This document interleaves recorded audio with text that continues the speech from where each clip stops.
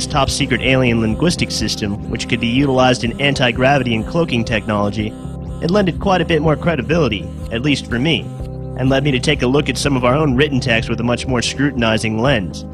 The following is an excerpt from Isaac's disclosure letter, his analysis of working with the alien text in the Karat program in Northern California.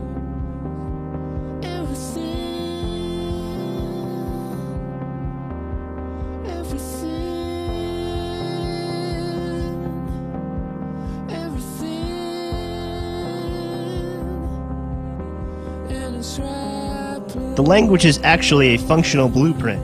The forms of the shapes, symbols, and arrangements thereof is itself functional.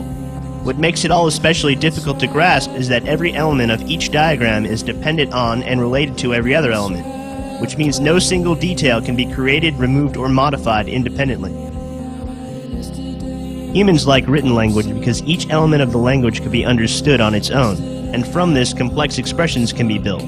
However, their language is entirely context-sensitive, which means that a given symbol could mean as little as a 1-bit flag in one context, or quite literally contain the entire human genome or a galaxy star map in the other. Their technology, however, somehow merges the symbol and the meaning, so a subjective audience is not needed. You can put whatever meaning you want on the symbols, but their behavior and functionality will not change any more than a transistor would function differently if you gave it another name. In a language with an infinite amount of letters and symbols, each addition making all other correlate to each other differently, provides a construct more difficult to read than our fastest supercomputers are capable of.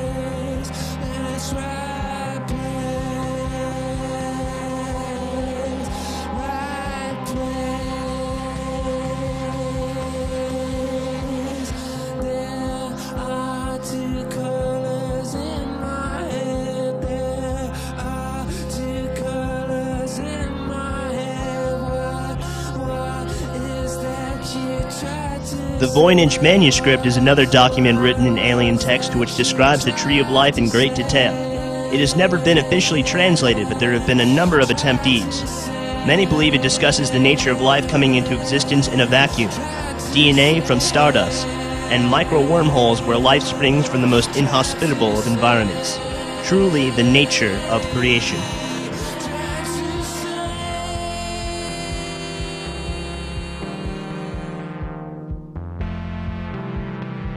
My cosmic eye can linguistically guide the cogs and spirals of time, and this the greatest adventure in the universe.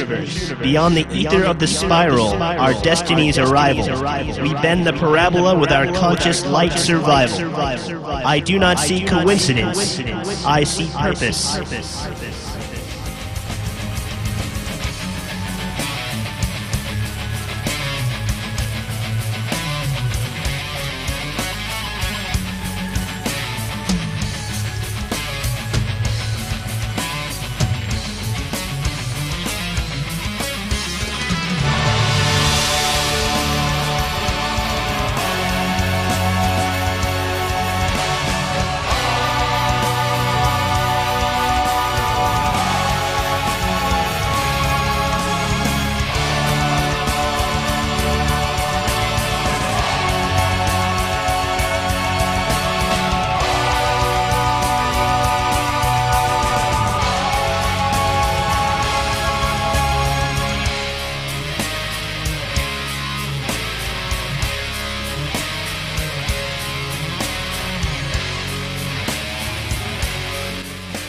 The Meru Project has discovered an extraordinary and unexpected geometric metaphor in the letter sequence of the Hebrew text of Genesis that underlies and is held in common by the spiritual traditions of the ancient world.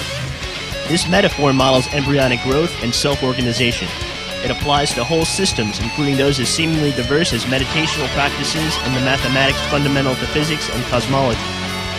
Meru Project findings demonstrate that the relationship between physical theory and consciousness expressed in explicit geometric metaphor was understood and developed several thousand years ago.